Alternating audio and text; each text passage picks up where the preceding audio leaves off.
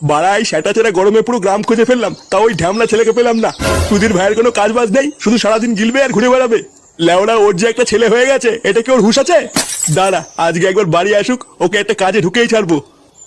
দাদু দাদু তো কি এ তোর হাতে ওটা কি রে? এইটা তো দূরবীন। দূরবীন মানে? বাড়া দূরবীন আবার এত ছোট কবের থেকে হলো? কই দে দেখি ওটা কি। দেব না। লেওড়া তুই দিবি না, তোর বাপ দেবে।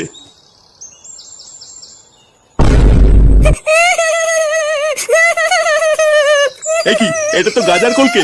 আরে চুপ কর না গুদমানি বেটা। আমি চুপ করবো না, আমার খেলনা নিয়ে নিতে তুমি। আরে বাবা, এটা কোনো খেলার জিনিস না, এটা নিতে নেই। আমি জানি না, আমার খেলনা দাও, নাহলে আমি দিদাকে বলে দেবো তুমি আমাকে মারা দেখিয়ে তো। এই কি শুনে পাচ্ছি রে? বলে কিনা দিদাকে গিয়ে বলবে আমি বাড়া দেখিয়েছি।